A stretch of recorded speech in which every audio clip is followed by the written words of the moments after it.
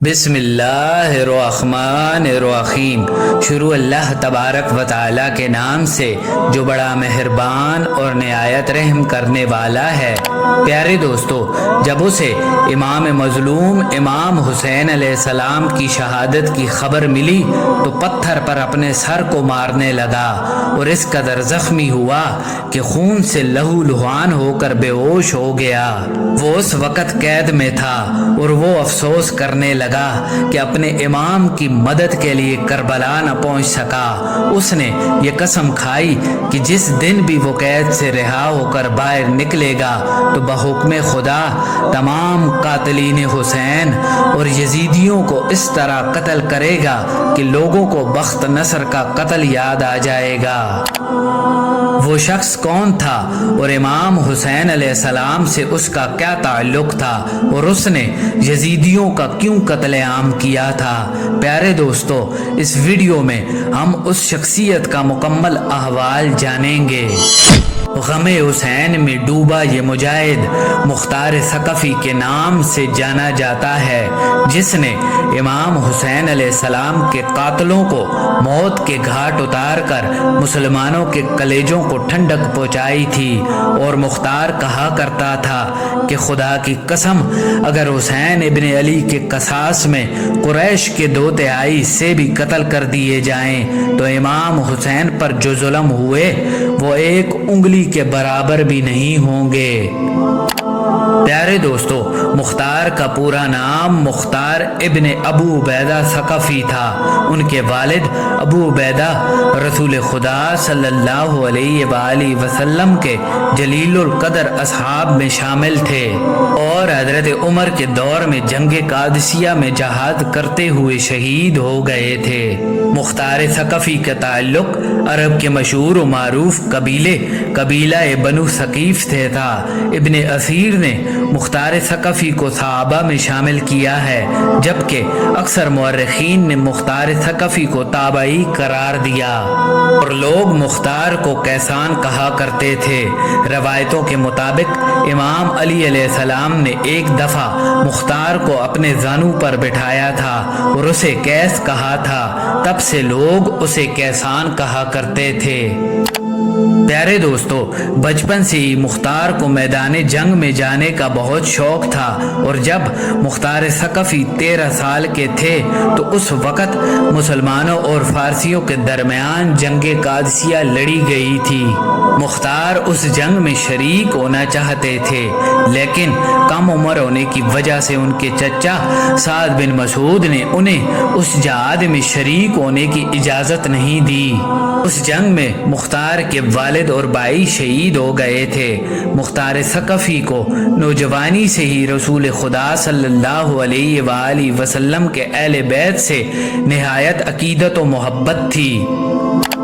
پیارے دوستو، جب یزید ابن معاویہ تخت نشین ہوا تو اس وقت مختار کوفہ میں تھا۔ جب اسے خبر ملی کہ امام حسین علیہ السلام نے یزید کے ہاتھ پر بیعت کرنے سے انکار کر دیا ہے تو اس نے امام سے رابطہ کیا اور کوفہ اور بصرہ کے لوگوں کو اس بات پر آمادہ کیا کہ وہ امام کے ساتھ مل کر بنو امیہ کی حکومت کا تختہ پلٹ دیں، کیونکہ امام عالی مقام دنیا اور آخرت کے امام اور مسلمانوں کے رہنما ہیں۔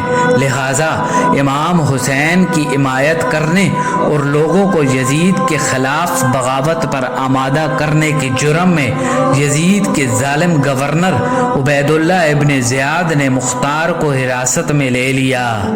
اسے 100 کوڑے لگائے گئے اور ان کی ایک آنکھ کو زخمی کر کے قید میں ڈال دیا گیا۔ پیارے دوستو، 10 محرم سن 61 ہجری کو امام حسین علیہ السلام اور آپ کے ساتھیوں کو میدان کربلا میں بے رحمی کے ساتھ شہید کر دیا گیا اور امام حسین کے سر اقدس کو کاٹ کر ابن زیاد کے دربار میں پیش کیا گیا۔ ابن زیاد کے حکم سے مختار کو امام حسین علیہ السلام کا سر اقدس دکھانے کے لیے دربار میں بلایا گیا۔ جب مختار نے امام حسین علیہ السلام अलैहिस्सलाम के सर्रे अक़दस को देखा तो बहुत गिरिया उजारी करने लगा और रोते हुए अपने सर को पीटने लगा। उसी वक़्त मुख्तार ने अपने दिल में ये कसम खा ली कि वो इमाम के कातिलीन को चुन चुन कर मारेगा और आपके अहले बैत का कसास लेकर रहेगा। प्यारे दोस्तों, कुछ दिनों बाद इब्न ज़ियाद ने मुख्तार सकफ़ी को कैद से रिहा कर दिया और उसे हुक्म दिया कि वो कूफा से बाहर चला जाए। लिहाजा मुख्तार सकफ़ी ने कूफा को खैराबाद कहा और अपने सीने में दहकती हुई बदले की आग को लेकर ताइफ चला गया। मुख्तार ने बहुत सब्र और हिकमत से काम लिया। उसने पहले अपने तमाम पुराने साथियों को जमा करना शुरू किया और एक छोटी सी फौज बनाई। मुख्तार ने अपने पुराने साथी इब्राहिम इब्न मालिक अश्तर को भी अपने साथ मिला लिया, जो इमाम अली अलैहिस्सलाम के जानिसार सिपाही मालिक अश्तर का बेटा था और अहले बैत रसूल से बेपनाह अकीदत और मोहब्बत रखता था। इब्राहिम के पास भी छोटा सा एक लश्कर था जिसे मुख्तार ने अपनी फौज में मिला लिया। उसके बाद मुख्तार ने अजमियों, ईरानियों, मवालियों को अपनी फौज में शामिल होने की दावत दी। ये लोग दरअसल बनु उमय्या के जुल्म और अरबी और अजमी तफरीक से परेशान थे। लिहाजा वो अजमी और मवाली जो अहले बैत रसूल के शिया यानी चाहने वाले थे, वो मुख्तार सकफ़ी के साथ हो गए। प्यारे दोस्तों, रफ्ता रफ्ता मुख्तार की ताकत में मजीद इजाफा होता चला गया। मुख्तार की रगों में खून की तरह दौड़ती अहले बैत की मोहब्बत उसे बार बार हुसैन इब्न अली की शहादत याद दिला रही थी। मुख्तार अब क़याम के लिए तैयार था और मुख्तार ने अल्लाह तबारक व तआला की बारगाह में दुआ की कि उसे तब तक मौत न आए जब तक वो एक एक यजीदी को कत्ल करके उनके नापाक वजूद से इस ज़मीन को पाक न कर दे।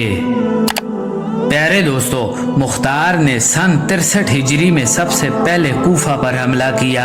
उस वक़्त अब्दुल्ला इब्न ज़ुबैर ने अब्दुल्ला इब्न मुतीह को कूफा का गवर्नर मुकर्रर किया था। लिहाजा मुख्तार ने कूफा के गवर्नर से जंग की और कूफा पर अपनी हुकूमत कायम कर ली और मुख्तार सकफ़ी ने ऐलान किया कि वो इमाम हुसैन और आपके असहाब के खून का बदला लेगा। लिहाजा कूफा के शिया भी मुख्तार के साथ मिल गए। मुख्तार सकफ़ी ने अपने दरबार में एक शख्स को मुकर्रर किया था जिसने उन लोगों की एक फहरिस्त बनाई जो मैदान करबला में यजीदी लश्कर में शामिल थे और जिन्होंने इमाम आली मुकाम के काफिले पर हमला करके उन्हें शहीद किया था। उस फहरिस्त में जितने लोग शामिल थे, मुख्तार ने उन तमाम लोगों को तलाश करवाया और उन्हें कत्ल करना शुरू किया, जिनमें शिमर, खुली, अमर बिन साद भी शामिल थे। कहते हैं कि जब मुख्तार उन कातिलीन को पकड़ता तो उनसे पूछता कि करबला के मैदान में तुमने इमाम हुसैन पर कैसे कैसे जुल्म किए थे, तो वो पूरी दास्तान मुख्तार सकफ़ी को सुनाते तो मुख्तार उस दास्तान को सुनकर ज़ारो कतार रोता था। प्यारे दोस्तों, सन 67 हिजरी में मुख्तार के सिपा सालार और साथी इब्राहिम अश्तर ने इराक के मुकाम मूसल पर इब्न ज़ियाद से जंग करके उसे भी कत्ल कर डाला। इब्न ज़ियाद वही शख्स था जिसने इमाम हुसैन के कटे हुए सरे अक़दस पर छड़ियां मारकर बेहुरमती की थी। लिहाजा मुख्तार ने इब्न ज़ियाद के कटे हुए सर को कूफा भेजने का हुक्म दिया और बिल्कुल उसी मुकाम पर उसके सर को रखा जहां उसने इमाम हुसैन का सरे अक़दस रखा था।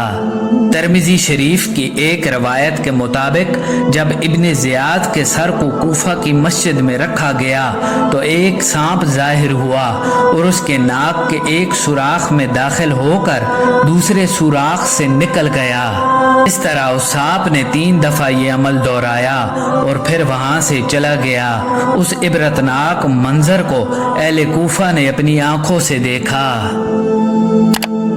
پیارے دوستو، اس کے بعد ابن زیاد اور عمر بن سعد کے سروں کو مختار ثقفی نے امام حسین علیہ السلام کے بیٹے امام زین العابدین کے پاس مدینہ بھیجا، جن کو دیکھ کر آپ علیہ السلام نے مختار کے حق میں دعا فرمائی۔ روایتوں کے مطابق مختار کے قیام کو امام زین العابدین کی اجازت اور حمایت حاصل تھی۔ سن 68 ہجری کے بعد مختار کی حکومت کمزور پڑنے لگی اور ابن زبیر کے بھائی مصعب نے کوفہ پر حملہ کر کے مختار کے قلعے کا گھیراؤ کر لیا۔ لہٰذا اس آخری لمحے میں مختار ثقفی نے غسل کیا، خوشبو لگائی اور نماز ادا کرنے کے بعد اللہ تبارک و تعالیٰ کی بارگاہ میں شکر بجا لائے کہ اسے اللہ تبارک و تعالیٰ نے اتنی مہلت دے دی کہ اس نے تمام قاتلین حسین کو جہنم واصل کر دیا۔